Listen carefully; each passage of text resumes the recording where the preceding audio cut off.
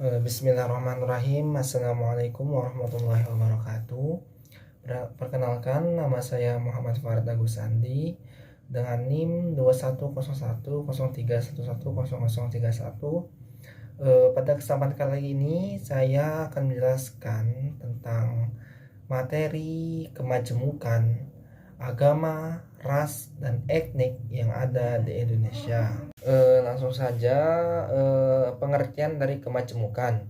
Kemajemukan adalah adanya keberagaman budaya yang terlihat dari perbedaan bahasa, suku bangsa, dan keyakinan agama, serta kebiasaan-kebiasaan kultural lainnya.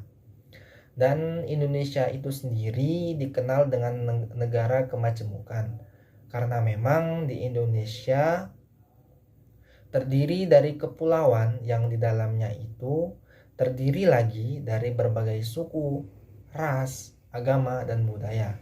Sehingga nilai budaya antara pulau satu dan lainnya itu berbeda-beda. Dan inilah yang membuat Indonesia kaya akan budaya dan tradisi-tradisinya. Keberagaman yang pertama yaitu keberagaman agama. Di Indonesia telah mengakui ada 6 agama yang diakui di Indonesia. Yang pertama itu adalah agama Islam. Agama Islam adalah agama yang menjadi mayoritas masyarakat Indonesia. Agama Islam mudah diterima oleh rakyat Indonesia sebab untuk menjadi umat Islam atau Muslim caranya sangat mudah. Cukup dengan mengucap 2 kalimat syahadat. Dan di dalam Islam nilai-nilai tradisi sebelum datangnya Islam itu dapat bercampur menjadi satu di dalam Islam. Dan hal inilah masyarakat Indonesia itu dapat menerima Islam dengan mudah. Yang kedua adalah ke agama Hindu. Agama Hindu adalah agama yang tertua dan pertama kali diadopsi oleh orang Indonesia atau Nusantara. Agama Hindu ini sebelum datangnya agama Hindu, nenek moyang Nusantara itu menganut kepercayaan, yaitu kepercayaan tentang roh-roh halus dan kepercayaan tentang benda-benda, yaitu yang lebih dikenal dengan animisme dan dinanisme.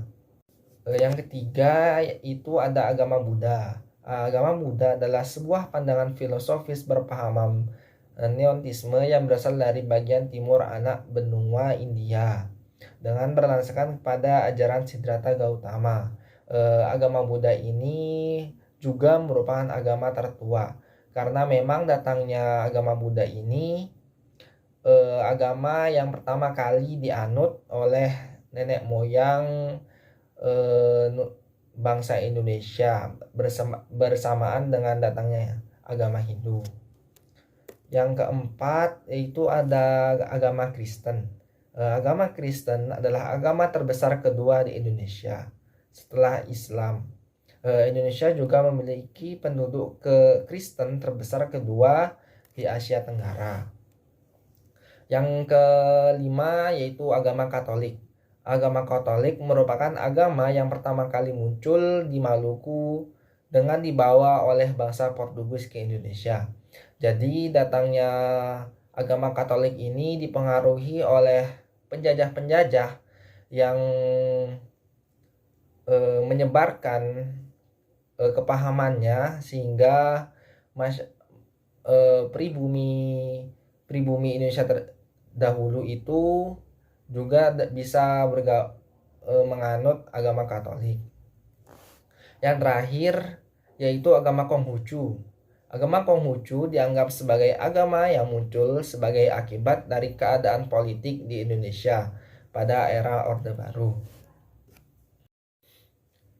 Selanjutnya yaitu keberagaman ras.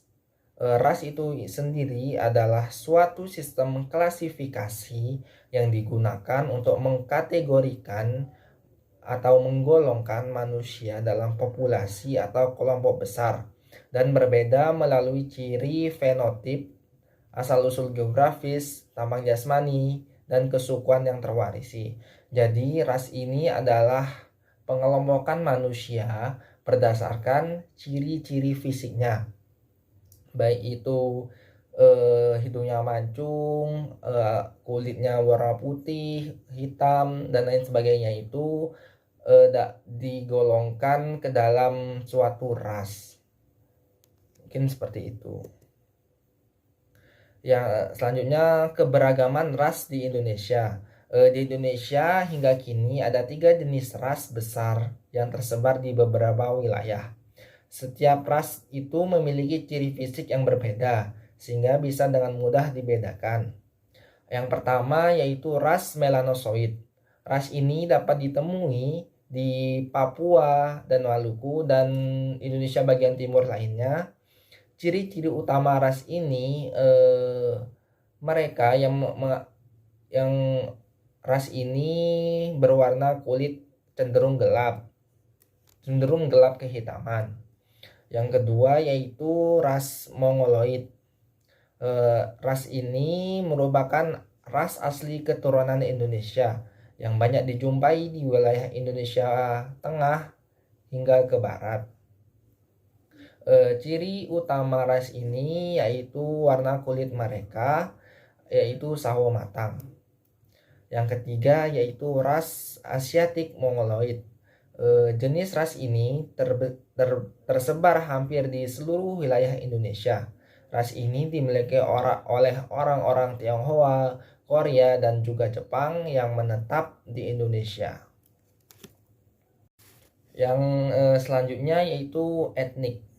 Etnik atau etnis atau biasa disebut juga suku bangsa adalah suatu golongan atau kelompok manusia yang anggota-anggotanya mengidentifikasi dirinya sendiri dengan sesamanya, biasanya berdasarkan garis keturunan yang dianggap sama. Jadi etnis ini ialah manusia yang mengklaim mereka itu sama dengan orang lain, baik itu dari segi tradisi, kewilayahan, atau warna kulit mereka. Selanjutnya yaitu keberagaman etnik. Keberagaman etnik yang terbesar itu Indonesia ada 3 etnik, yaitu etnik Jawa, Bali, dan Batak. Sebenarnya ada berbagai banyak etnik di Indonesia, tapi pada kesempatan kali ini saya hanya menyebutkan 3 saja. 3 yang terbesar saja, yaitu yang pertama etnis Jawa. Etnis Jawa adalah seorang yang memiliki bahasa ibu Jawa yang berasal dari bagian tengah dan timur Pulau Jawa, baik dari kaum priai, wong cili, santri, maupun kejawen. Yang kedua yaitu etnik suku Bali. Adalah suku bangsa yang mayoritas itu bertempat tinggal di Pulau Bali, yang menggunakan bahasa Bali dan mengikuti budaya dan tradisi dari Bali.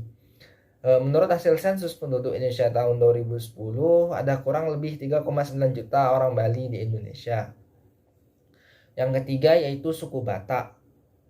Suku ini merupakan salah satu sekelompok etnik terbesar di Indonesia, dan suku ini bertempat tinggal di wilayah Sumatera dan sekitarnya. Selanjutnya yaitu persebaran suku bangsa di Indonesia. Suku bangsa yang tersebar di Indonesia merupakan warisan dari sejarah bangsa Indonesia, atau warisan dari nenek moyang untuk persebaran dari nenek moyang. Untuk persebarannya dipengaruhi oleh beberapa faktor, yaitu faktor geografis, perdagangan, dan masa penjajahan. Faktor yang pertama yaitu faktor geografis. Faktor ini yang mempengaruhi persebaran suku bangsa antara satu dan lainnya berdasarkan letak geografisnya. Dan di Indonesia itu kan terkenal dengan berbagai pulau-pulaunya. Jadi setiap pulau di Indonesia itu pasti memiliki keberagaman suku yang berbeda-beda pula.